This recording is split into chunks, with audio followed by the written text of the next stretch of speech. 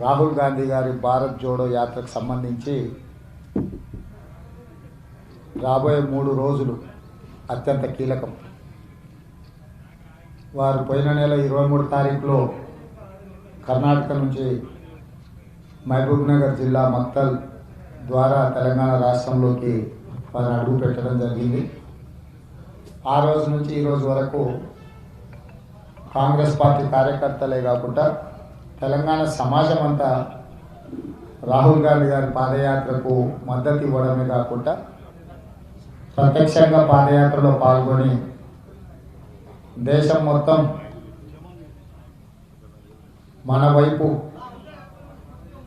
చూసే విధంగా తెలంగాణ సమాజం అంతా రాహుల్ గాంధీ గారికి అండగా నిలబడ్డారని ఒక గొప్ప సందేశాన్ని అందించడానికి అహర్నిశలు నాయకులందరూ కూడా శ్రమ చేసిండ్రు. ముఖ్యంగా మునుగోడు ఉప ఎన్నికలు జరుగుతున్న సందర్భంలోనే ఈ పాదయాత్ర రావడం, అక్కడ ముఖ్యమైన నాయకులు నిద్రాహారాలు మాని నిరంతరం అక్కడ ఎన్నికలలో పనిచేస్తూనే భారత్ జోడో యాత్రను కూడా అద్భుతంగా విజయవంతం చేయడం జరిగింది. వారందరికీ మనస్ఫూర్తిగా కాంగ్రెస్ పార్టీ అధ్యక్షుడిగా ధన్యవాదాలు తెలియజేస్తున్నాను. ఇక ఇప్పుడు 5, 6, 7 3 రోజుల కార్యాచరణ మీద సమీక్షించుకొని ముఖ్యంగా ఈ పాదయాత్ర మొత్తం మెదక్ జిల్లా దాటుకొని నిజామాబాద్ జిల్లా ద్వారా మహారాష్ట్ర నాందేడ్కు ఈ యాత్ర వెళ్ళడం జరుగుతుంది. 5, 6 తారీఖులలో పాదయాత్ర చేస్తూనే 7వ తారీఖు రోజు జుక్కల్ నియోజకవర్గంలో మన ప్రాంతం ఇప్పుడు హోంశాంతి గారు చెప్పాలి, వీడ్కోలు సమావేశం అద్భుతంగా చేయాల్సిన బాధ్యత మన మీద ఉన్నది. ఎందుకంటే మనకు రాయచూరు ప్రాంతంలో చివరి రోజు ఒక పెద్ద సవాల్ విసిరిండు, తెలంగాణ మీద ఒక బాధ్యత పెట్టారు. వాళ్ళు పెద్ద ఎత్తున చేయడంతో ఇప్పుడు మన మీద కూడా ఒత్తిడి ఉన్నది. తెలంగాణ రాష్ట్రంలో అద్భుతంగా కార్యక్రమాలు నిర్వహిస్తారని మనకు పేరు ఉంది. కానీ ఇప్పుడు రాయచూరులో జరిగిన కార్యక్రమాలతో పోల్చి చూసి నిజామాబాద్లో చుక్కల్ నియోజకవర్గంలో జరిగే కార్యక్రమాన్ని కూడా పోల్చి చూస్తారు. కాబట్టి మనందరం ఈ కార్యక్రమాన్ని అద్భుతంగా చేయడానికి ఈరోజు ఇక్కడ కూర్చున్నాం. ఇక్కడికి దాదాపుగా జహీరాబాద్ పార్లమెంట్ నియోజకవర్గం, కరీంనగర్ పార్లమెంట్ నియోజకవర్గం సిఎల్పి నాయకులు గారికి వేదిక మీదకి ఆహ్వానం పలుకుతుంది.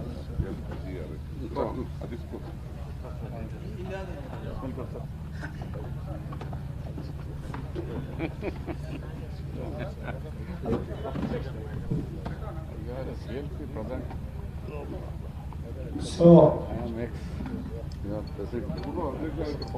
ఈ కార్యక్రమాన్ని 2 రోజులు జరగబోయే పాదయాత్ర, 3వ రోజు పాదయాత్రతో పాటు భారీ బహిరంగ సభ నిర్వహించాలని పార్టీ నిర్ణయం తీసుకున్నది. మరి ఈ నిర్ణయాన్ని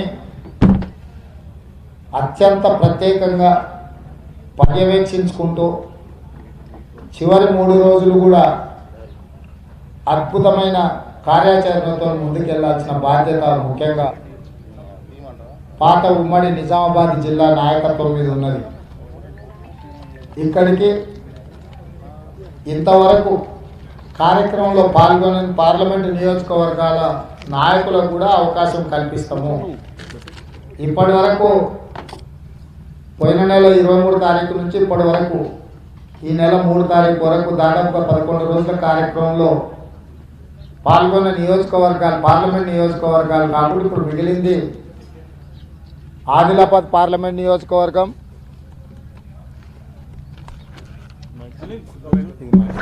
కిరణ్ మన బండ్ల మైక్ ఉంటే मेरा गाड़ी में उसका बैटरी गया भैया पुराना वायर से लाना।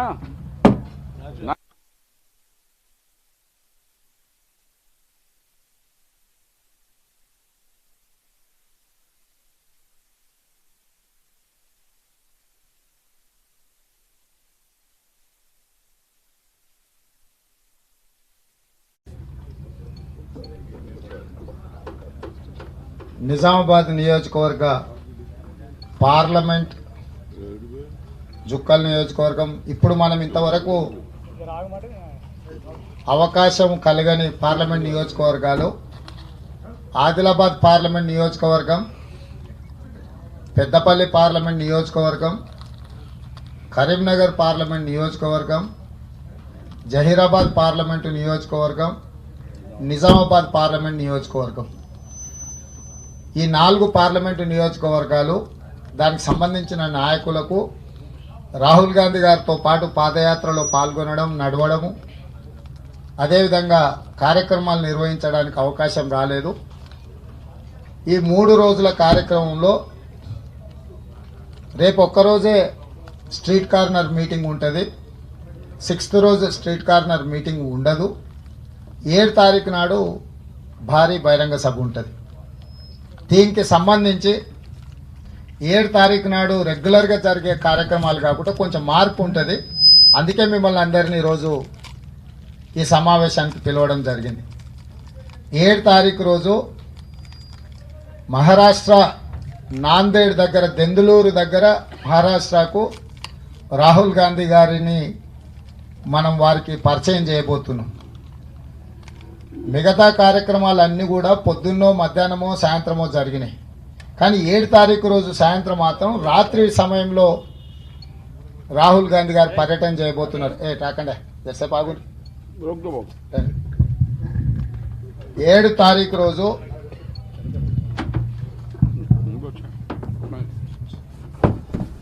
తారీఖు రోజు రాహుల్ గాంధీ గారు ఇప్పటి వరకు భారత్ జోడో పాదయాత్రలో 5 రాష్ట్రాలలో వారు నడిచిండ్రు.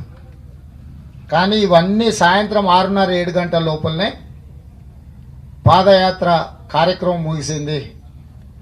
కానీ 7 తారీఖు రోజు రాత్రి గురు పూర్ణిమ రాత్రి వేళలో రాహుల్ గాంధీ గారు పర్యటన చేపట్టబోతున్నారు. ఇంతవరకు దేశంలో వారు నడిచిన 5 రాష్ట్రాలలో ఎక్కడ లేని ప్రత్యేకంగా తెలంగాణలో మనకు అవకాశం ఇచ్చింది.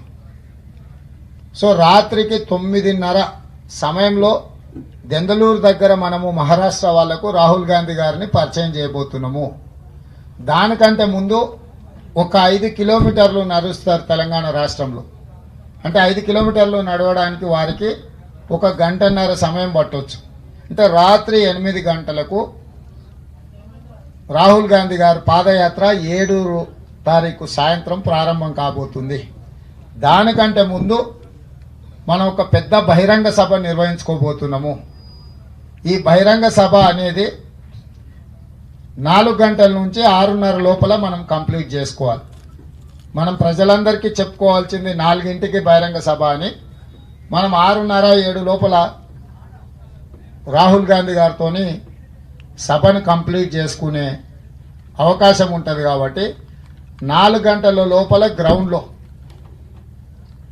ఈ 4 పార్లమెంటు నియోజకవర్గాల నుంచి మొదటి రౌండ్ 25 కిలోమీటర్ల పరిధిలో ఉండే శాసనసభ నియోజకవర్గాలు, రెండో సర్కిల్లో 50 కిలోమీటర్లు ఉండే అసెంబ్లీ నియోజకవర్గాలు, మూడో సర్కిల్లో 75 కిలోమీటర్లు ఉండే నియోజకవర్గాలు, నాలుగో సర్కిల్లో 100 కిలోమీటర్లు ఉండే నియోజకవర్గాలు, 5వ సర్కిల్లో అంతకంటే ఎంత దూరం ఉన్నా సరే ఈ 4 పార్లమెంట్లలో ఉన్న అసెంబ్లీ నియోజకవర్గాల నుంచి పూర్తి స్థాయిలో శ్రేణులు బహిరంగ సభలో పాల్గొనాలి.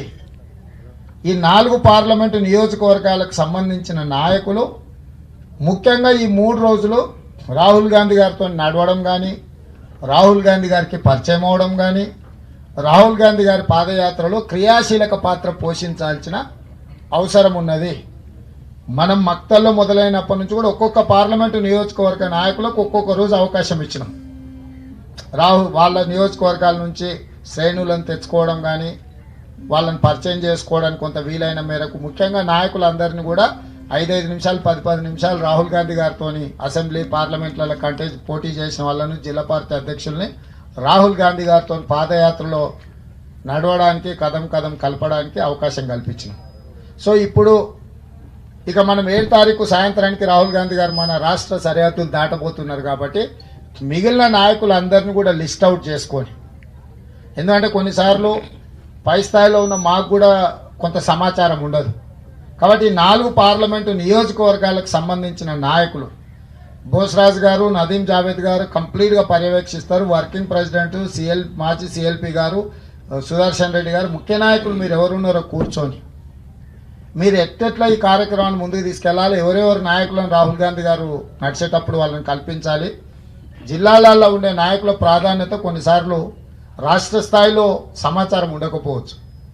కాబట్టి ఏ చిన్న లోపం జరగకుండా ఈ కార్యక్రమాన్ని ముందుకు తీసుకెళ్లడానికి అవసరమైన కార్యాచరణ మొత్తం చర్చించుకోవడానికే మనం ఇక్కడ ఈ సమావేశాన్ని ఏర్పాటు చేసుకున్నాము.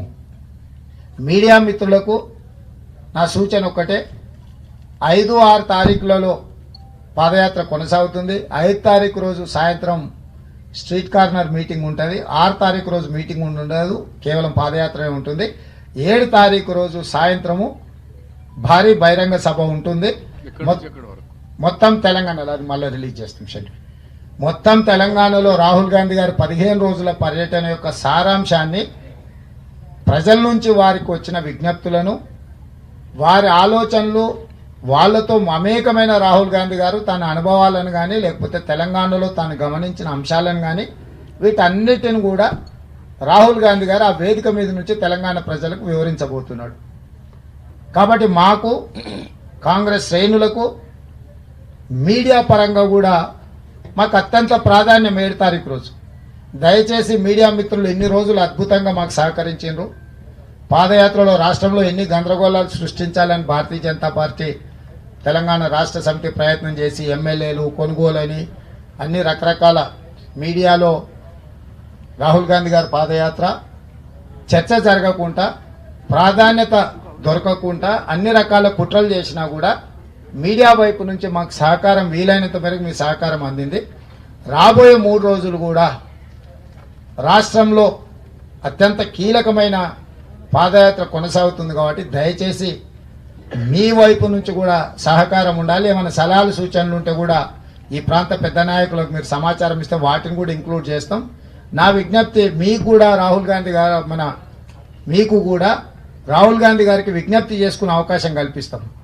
తెలంగాణ రాష్ట్ర సాధనలో క్రియాశీలక పాత్ర పోషించిన జర్నలిస్టులకు కూడా చాలా మందికి అన్యాయం జరిగింది. మరి మీరు ఎందుకో ఎవరూ రిప్రజెంట్ చేస్తలేరు. మీకు జరిగిన అన్యాయం కానీ, చంద్రశేఖరరావు గారు మీకు ఇచ్చిన మాటను కానీ, ఈ అంశాలను మీరు చెప్పుకోవడానికి కూడా వెనక ముందు అవుతున్నారా, లేకపోతే ఏమైనా ఒత్తిడికి లోనవుతున్నారా నాకు తెలియదు. మీ జర్నలిస్టు సంఘాల నాయకులు కూడా మీరేం ఆశించారు, ఏం జరుగుతున్నది, చంద్రశేఖరరావు గారు ఏ విధంగా మోసం చేసిండ్రు, కేంద్ర ప్రభుత్వం నుంచి కూడా మీకు రావాల్సిన ఏదైతే ఇన్సెంటివ్స్ కానీ సపోర్ట్ కానీ ఉందా లేదా, ఏదైనా మీరు రిప్రజెంట్ చేయదలుచుకుంటే కూడా డెఫినెట్గా జర్నలిస్టు సంఘాలకు కూడా ప్రత్యేకంగా రాహుల్ గాంధీ గారి దగ్గర కొంత సమయం తీసుకొని నడవడానికి మీకు అవకాశం కల్పిస్తాం. మీరు ఏదైనా విజ్ఞాపన పత్రం తీసుకొచ్చి ఇచ్చినా కూడా రాహుల్ గాంధీ గారికి కలిపి ఇవ్వడానికి విషయం ఉంటుంది. భయ్యా मैं जर्नलिस्ट पत्रकारों से ये गुजारिश कर रहा हूँ, उन लोगों को भी केसीआर ने बहुत वादा किया था, कुछ काम नहीं किए. अगर वो लोग कुछ रिप्रेजेंटेशन लेकर आए या नहीं, पदयात्रा में उन लोग शामिल होना है तो भी उन लोगों के 10-15 मिनट मौका देने के लिए मैं वादा कर रहा हूँ. उन लोगों पे अगर फैसिलिटेट वो लोग आगे आए तो हम फैसिलिटेट कर देंगे. సో మనకి ఒకసారి కూడా విజ్ఞప్తి చేసిన, సో మీరు మీ సంఘాలను మీ ముఖ్య నాయకులను ఎవరినైనా ఉన్నా కూడా, ఎందుకంటే తర్వాత మళ్ళీ మీరు మాకు అవకాశం ఇవ్వలేదు అని ఎవరైనా ఇంకెవరైనా మిస్ అయిన వాళ్ళు ఎవరైనా రిప్రజెంటేషన్ ఇవ్వాలనుకున్న ఫెసిలిటేట్ చేస్తాం. ఇంకా లాస్ట్ 3 days సో ఇక్కడి వరకు జరిగిన కార్యక్రమాల్లో చిన్న అక్కడక్కడ ఏమన్నా మనం ఊహించినట్టు ఆశించినట్టు జరిగి ఉండొచ్చు, జరగకపోయి ఉండొచ్చు. ఇంకా నెక్స్ట్ 3 days మేము పర్ఫెక్ట్గా ఈ కార్యక్రమాన్ని తీసుకెళ్లాలనుకుంటున్నాం. 7th రోజు రాయచూరుతో పోటీపడి ఒక మంచి కార్యక్రమాన్ని చేయాలని అనుకుంటున్నాం. మా నాయకత్వానికి అందరూ కూడా విజ్ఞప్తి చేస్తున్నా, శక్తి వంచన లేకుండా మనందరం శ్రమ చేస్తే దేశంలోనే తెలంగాణ ఒక అద్భుతంగా భారత్ జోడో యాత్రను చేసిందనే పేరు వస్తుంది. ఇప్పటివరకు బాగా చేసినాం. దీన్ని నెక్స్ట్ 3 రోజులు కూడా మనం కంటిన్యూ చేయాలని మా నాయకులందరి సలహాలు సూచనలు తీసుకుంటాం. హాయ్ ఫ్రెండ్స్, మా టుడే టుమారో యూట్యూబ్ ఛానల్ చూస్తున్నందుకు చాలా థ్యాంక్స్. మరిన్ని లేటెస్ట్ వీడియోస్ కోసం వెంటనే సబ్స్క్రైబ్ చేయండి. అలాగే ఈ బెల్ ని కూడా రింగ్ చేసేయండి. మా నోటిఫికేషన్స్ అన్ని మీ మొబైల్లో వస్తాయి. అలాగే మా వీడియోస్ మీకు నచ్చితే లైక్ చేయండి, షేర్ చేయండి, నచ్చకపోతే కామెంట్ చేయండి.